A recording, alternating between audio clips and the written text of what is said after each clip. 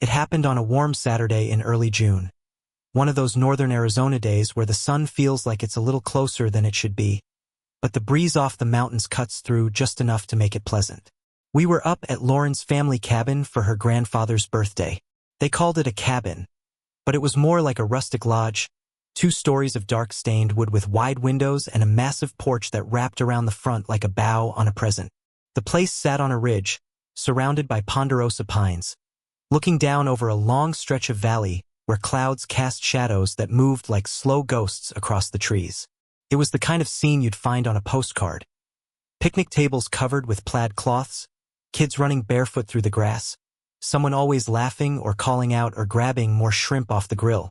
The air smelled like wood smoke, sizzling garlic, and sunscreen. There were cast iron pans with cornbread that Lauren's aunt brought, and a cooler full of cheap beer that kept magically refilling itself. Lauren's family was big and loud, the type that teased as a form of affection. Her grandpa turned 82 that day, and he still had the sharp tongue of a man half his age. He told me I had soft hands for a guy who says he builds things, then winked and asked if I could help him chase off squirrels from the bird feeder later. I laughed. Honestly, I liked them, her family. They made things feel stable, like they had a long history that I could maybe fit into. Lauren and I had been together 2.5 years by then. Not married, but close. We'd had conversations about rings, about moving somewhere quieter. She even left Zillow tabs open on her laptop when she knew I'd be the one to close it at night. That kind of hint. And up until that moment, until the call, I thought things were solid between us. Maybe not perfect, but solid. The kind of solid where you have little spats about groceries or how she always leaves her shoes in front of the couch. But then you're watching a movie later and her head's on your shoulder and she's asleep before the opening credits are over. That afternoon, I was out by the edge of the yard helping her younger brother, Jason, rig up a tarp for extra shade. He was climbing up one of the pines with a length of paracord while I was untangling the other end. We were talking about music. He was trying to convince me that vinyl was the only pure way to listen to Led Zeppelin, when my phone buzzed in my back pocket. Without thinking, I pulled it out. I had gloves on, so I must have fumbled the screen a little, because when I hit answer, it went to speaker. What came next felt like the air got *ket out of the mountain. Is she with him today? A man's voice asked. Calm, clear, like he was ordering a coffee. Or did she say she was hanging out with her friends again? Jason paused, glancing down at me from halfway up the tree. Everything good? He asked. I didn't answer. I didn't move. The phone was still in my hand, speaker facing out, like I was holding a ticking clock. The voice came again. Just one word this time. Lauren. The name echoed. Off the trees, off the roof, off my ribs. I ended the call. Didn't say a word. My pulse thudded in my ears like it was trying to get out. Jason shrugged and went back to his knots. I slid the phone into my pocket and tried to act like my world hadn't just shifted 6 inches to the left. I didn't tell anyone right away. I didn't even check the number at first. I just kept moving through the party like I was sleepwalking. I helped her cousin start a fire pit. I passed out plates of cake. I listened to her mom tell a long story about a raccoon that had gotten into their shed last winter and dragged out an entire tub of flour. But every time Lauren laughed, too loud, too effortless, I flinched. Later that evening, after the sun dipped behind the ridge and the sky turned that soft bruised purple you only get up in the mountains, I found her by the porch steps. She was talking to her sister about something, weddings, I think, judging by the magazine folded under her arm. Hey! I said casually, trying to keep my voice light, like it was no big deal. I got a weird call earlier. Some guy asking for you. Sounded like a prank or something. She blinked, tilted her head like she hadn't heard me right. A guy called me? No, he called me. But he asked for you. By name. Said something about you hanging out with friends. I watched her face closely. Too closely. I wasn't trying to catch her in anything, not consciously. But I saw it anyway. The flicker. Just half a second. That bling, can you'll miss it shift in her eyes where surprise tries to dress up as confusion. And then the laugh. That perfect, practiced sound like water over glass. Oh my God. Yeah. Probably Liz's boyfriend. He got a new number and's been prank calling everyone. He left these dumb voicemails for half her contact list last week. I should have warned you. She said it like it was obvious. Like I was the one being weird for bringing it up. Seriously, she added with a smile, he's got this dry delivery. He could probably make money doing radio. I'll text her to tell him to knock it off. I nodded. Ah, got it. Yeah, no big deal. She leaned in and kissed my cheek, light as breath. Thanks for not freaking out, she whispered. I smiled back, but it didn't reach anything under my skin. I watched her walk off, barefoot and easy, and wondered when exactly I started looking at her with questions instead of love. Later that night, when we were getting ready for bed in the guest room upstairs, she plugged in her phone and set it face down on the nightstand, just like she always did. I turned out the light. We laid there in silence, her back turned, her breathing already slowing into sleep. But I stared up at the dark ceiling, feeling like I was waiting for something to drop from above. That voice? That one word. Lauren. It shouldn't have meant anything. But it did. Because it didn't sound like a stranger's voice. It sounded like someone who knew her. Someone who knew us. And something about the way she explained it, too easy, too polished, felt like it had been rehearsed for exactly this moment. I didn't say another word about it. But I didn't sleep either. After we left the cabin, things didn't snap back to normal like I expected. You know how sometimes you catch something out of the corner of your eye and convince yourself it was nothing, but then later you realize it was the moment everything started unraveling? That was the call. And even though Lauren had answered it with a smile and a story, something inside me had already begged asterisk and shifting like gravel under worn-out shoes. Back in town, I started noticing things I hadn't paid attention to before. The kinds of things you chalk up to stress or seasonal burnout until they form a pattern. It started with the small stuff. She stopped humming in the kitchen. That might sound trivial, but Lauren had always hummed while cooking. Songs from the 2000s, sometimes Christmas music in July, even commercial jingles, her soundtrack of comfort. But now it was silence. Just the sizzle of the pan or the hum of the refrigerator. No sound from her. And she'd stopped asking me to taste anything she made. When I brought it up, said the pasta tasted different or that she seemed distracted, she brushed it off with a tired smile. Just tired, she said. Work's been insane lately. That explanation came up a lot. But her job hadn't changed. She still worked at the same design firm, same hours, same boss who signed her birthday cards with a glitter pen. Yet she'd come home late regularly. Always with the same story, traffic, meetings, or a client running behind. No takeout containers, no laptop bag. Just her, breezing in, hair windswept and makeup slightly faded. Once or twice she came in looking startled, like she didn't expect me to be sitting there in the living room, waiting. Then there was the phone. Lauren used to scroll next to me on the couch, showing me memes, tagging me in posts, reading tweets aloud just to get a laugh. But now? Her phone was always face down. On silent. She never laughed at her screen anymore, just stared, typed quickly, then tucked it away like it carried secrets I wasn't meant to see. One night, she left it unlocked by mistake while she was in the bathroom. I stared at it. Just stared. I didn't touch it. I told myself that going through someone's phone meant you already didn't trust them. And I wasn't there. Not yet. But the temptation sat like a weight between my ribs. Eventually, she came back and snatched it up like it had caught fire. Didn't even say anything. Another shift, she didn't look me in the eye when we talked anymore. Not for long. We'd be sitting across from each other, having dinner, and I'd notice her gaze drift, not with boredom, but like she was somewhere else entirely. Somewhere she couldn't invite me. I'd ask her how her day was, and she'd give these clipped answers. Fine. Busy. Nothing interesting. Like the conversations we used to have had been replaced by placeholder text. And then there was the way she touched me or didn't. Before, she used to run her hand along my shoulder when she passed by. Kiss my cheek when I was reading on the couch. Pull me in by the belt loops when we were brushing our teeth side by side.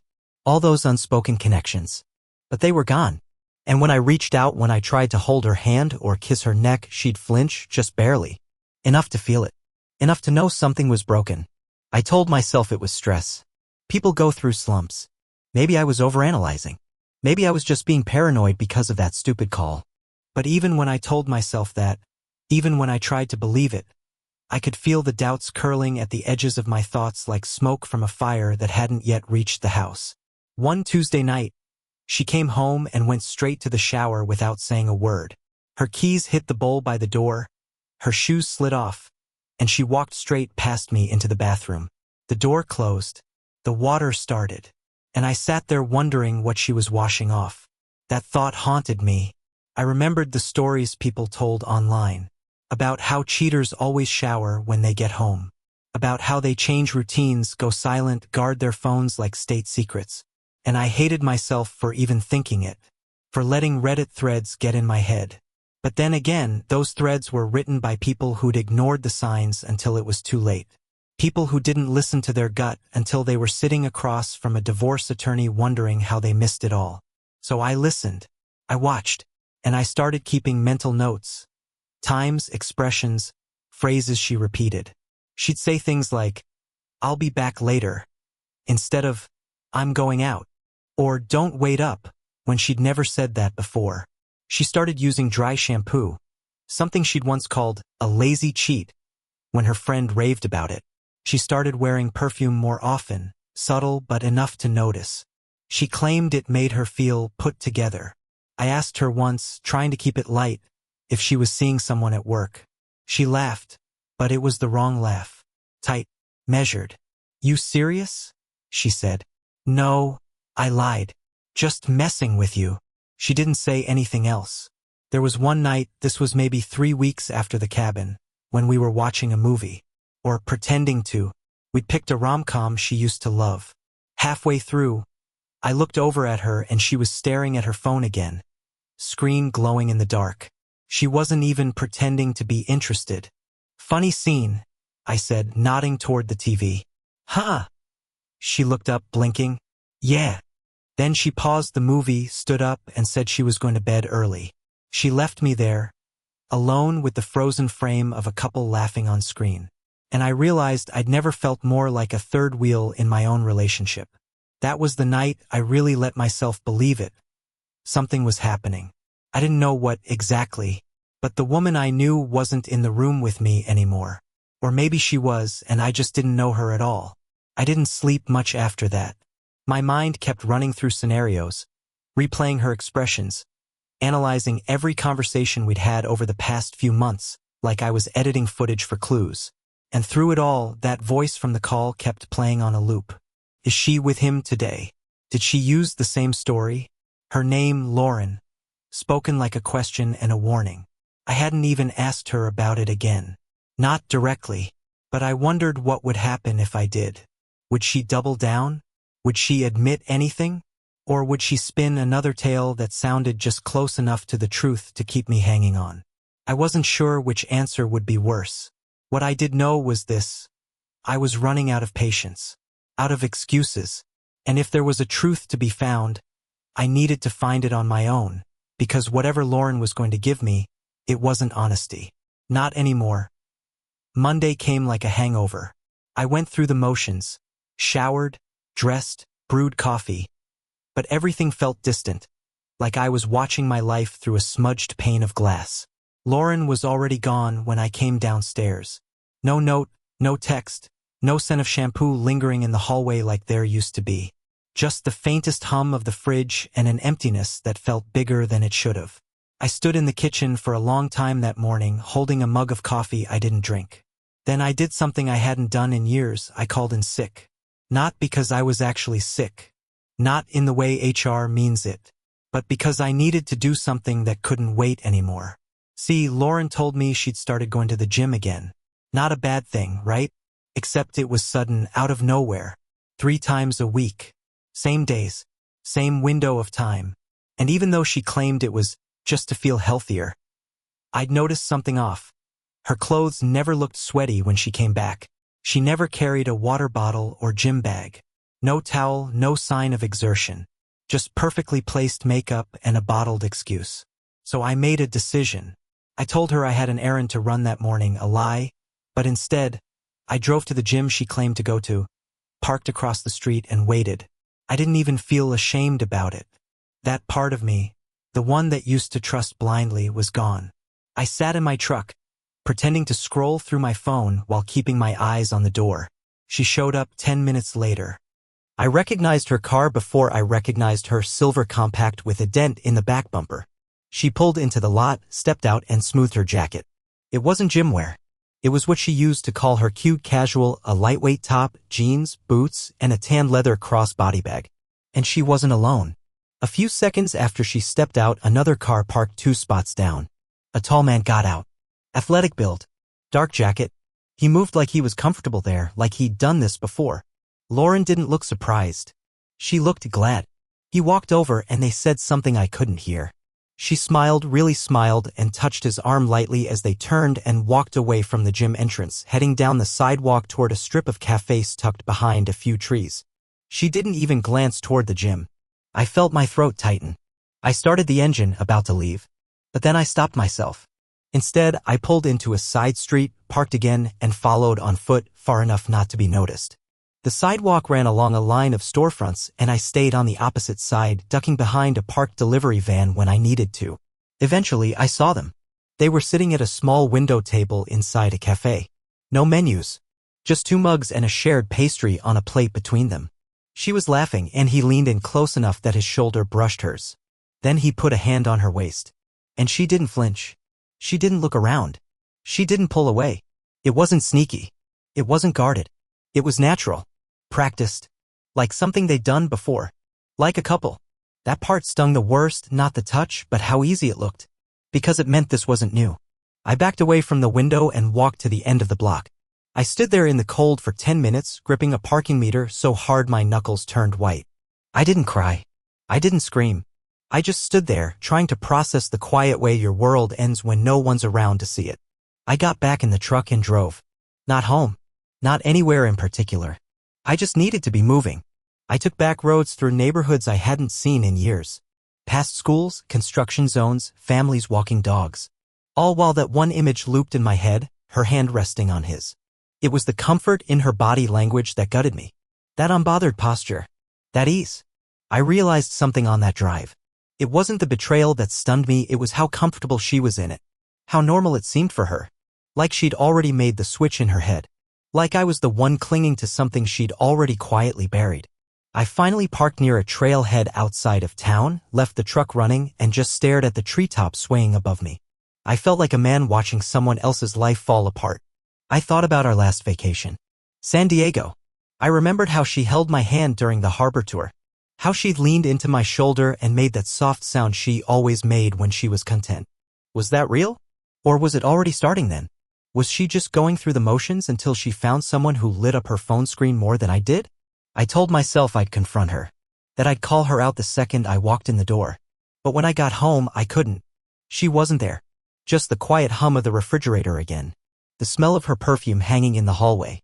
Her jacket still on the hook like nothing had changed. So I sat down and waited. Not out of fear. Just delay. When she came home 2 hours later, she was smiling. Casual. Like she'd actually been at the gym. Her hair was windswept again. She kissed my cheek like it was any other day. "How was your morning?" she asked, kicking off her boots. I looked at her. Really looked. And for the first time, I didn't feel panic. I felt distance. Like I was watching a stranger use my life as a stage. "It was fine," I said. She nodded and walked past me into the kitchen. The sound of her unpacking a grocery bag filled the room. I didn't follow. I didn't ask questions. Because suddenly, I didn't need to. Something inside me had gone still. A kind of clarity you only get when a part of you stops fighting. I wasn't ready to leave, but I'd stopped holding on. And that was the beginning of the end. After that Monday, something inside me went silent. Not the numb silence of denial, but the calm that comes after a storm has passed, not because it ended, but because it already swept through and left nothing behind to blow over. I didn't confront Lauren. I didn't ask who he was, or how long it had been going on, or why she thought I wouldn't notice. I didn't throw my keys or raise my voice or demand answers that wouldn't mean anything anymore. I just stopped trying. It started small. I stopped making coffee for her in the mornings even though I still woke up first. I stopped warming up the car for her when it frosted over. I didn't remind her to take her charger or grab her sunglasses or the leftovers from the fridge. I didn't ask if she needed help with anything. I just let her move through the day without me. She noticed. At first, she didn't say anything. But by midweek, she tried to test the water's little gestures. One night she texted me from the couch while I was in the kitchen. "Movie night?" Popcorn red heart that used to be our thing. Blankets, candles, guilty pleasure rom-coms. But when I came back in the room, I just said I was tired and went upstairs. No confrontation. Just stillness. Another night she suggested we go out for dinner, said she missed our date nights. I agreed. We drove to a Thai place we used to love. She dressed up a little more than usual, wore that soft green sweater I once told her brought out the color in her eyes. But over spring rolls and pad CEW, I didn't say much. I smiled, but it never reached my eyes. I asked the waiter for the check before she finished her second glass of wine. In the car, she looked at me and asked, "Are we okay?" I nodded. And that was worse than any argument I could have thrown at her. Because I meant it in the coldest way possible. We were okay in the sense that I wasn't yelling. I wasn't leaving. I wasn't fighting. But I wasn't trying anymore either. We'd become two people playing house. Going through motions. Sharing space, meals, a bed, but nothing else. Every time she spoke, it sounded like someone rehearsing lines from a script they barely believed in. And every time I answered, it was with the tone of someone watching a movie they'd already seen the ending to. The silence between us wasn't filled with tension, it was filled with apathy. And in many ways, that was more terrifying. That Friday, we went to her parents' house for a family dinner. Her mom made pot roast and her dad talked about trying to fix the lawnmower for the third time. We all sat around the table while her cousins passed around baby photos and stories from their last beach trip. It should have felt warm, familiar. But instead, I felt like a stranger visiting someone else's life. And then it happened. Lauren was telling a story about our first road trip, how I got us lost in Flagstaff for an hour because I insisted on using an old paper map instead of GPS. Everyone laughed. And then she said it. I swear, it was like traveling with a 10-year-old. I don't know what I was thinking, dating someone who thought compass directions were a personality trait. Laughter rippled across the table. A little too loud. A little too unsure. Her words didn't hit like a punch. More like a chisel. Sharp. Precise. And more than anything, intentional. I didn't flinch. I didn't laugh. I didn't defend myself. I just looked at her. Not angry. Just done. That was the moment I realized she didn't see me anymore. Not really. Maybe she never had. I was someone who filled space in her life. Someone who held the camera while she posed. Someone who showed up when it was convenient and stayed quiet when it wasn't. I don't remember the rest of that dinner. Just white noise. Clinking forks. Shifting chairs. When we got home, she tried to kiss me goodnight. I turned my head. She stared at me for a long time. "You're different," she said. Her voice was small, like a child who knew they broke something but didn't understand how. "Am I?" I said. She didn't respond. And neither did I. That weekend, I started going for long rides on my motorcycle again. Something I hadn't done in over a year. I used to ride to clear my head, to feel the road, to remember that I existed outside of walls and calendars. Now I rode just to be away from her. One morning I drove up to the lake 2 towns over. I sat by the water with a book I didn't read, just listening to the wind brush across the surface. I thought about how peaceful it was. I thought about how I didn't miss her voice or her touch or even her laughter anymore. And I knew then I wasn't waiting for an apology. I wasn't waiting for her to choose me or tell the truth or explain why. I wasn't waiting for closure. Because this was it. The quiet wasn't the calm before the storm. It was the storm itself. It was the realization that sometimes the loudest break is the one no one hears. The kind that doesn't end in a slammed door or a scream, but a quiet drift into separate mornings, separate nights, separate lives that just happened to share the same address. One day, she reached for my hand while we were watching TV. I didn't move. I didn't pull away. But I didn't give her anything either. She sat there, her fingers resting on top of mine, waiting for a reaction that never came. And that moment, silent, still, unremarkable, spoke louder than anything we'd said in weeks. There would be no big blowout. No dramatic reveal. No final question. Just this. A slow fade. A truth sitting quietly in the room between us. A life we once shared, now dissolving by degrees. And neither of us saying a word to stop it. The silence became a lifestyle. I stopped asking where she was going. She stopped pretending to offer a believable answer. We still shared space, but it was no longer a home. It was a neutral zone. No fighting. No affection. Just a quiet truce, like we were two tenants in a Cold War waiting to see who blinked first. I began spending less time at the house. Not because I didn't want to be around her, but because I didn't want to be around who I was when I was with her. I couldn't recognize myself anymore.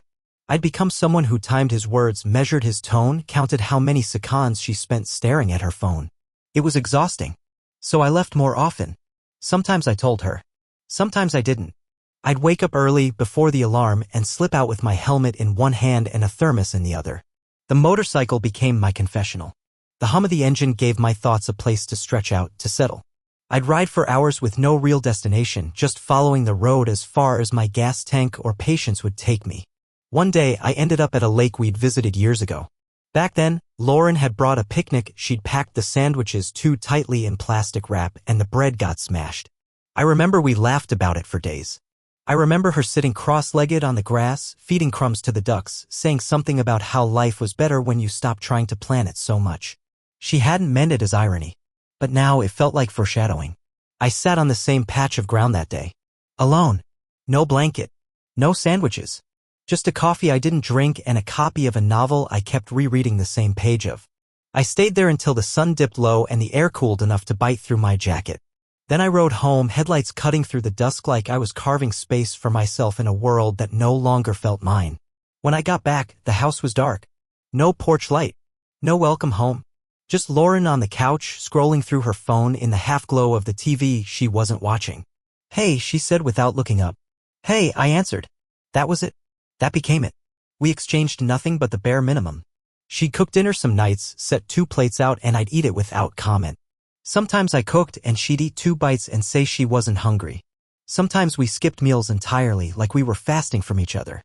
The most painful part wasn't the fights. It was the absence of them. The absence of anything. Then came the Instagram photos. She never posted much before, just birthdays or sunsets or latte art when she was bored. But now her feed came back to life. Filtered smiles. Group *TS with friends I didn't recognize. Scenic photos from places she said she was just running errands in. In one, she was laughing on a rooftop, hair pulled back, drink in hand. The caption said something like, "Feeling free lately." No mention of me. No trace I existed. I stared at the screen longer than I should have. Not because I was hurt by the lie, but because of how effortless it was. I never commented. Never liked a post. I became a ghost scrolling through the version of her she curated for the world. I wondered how many of those people knew what was happening behind the filter. The hardest part? She still slept beside me. Same bed. Same sheets. Same pillows.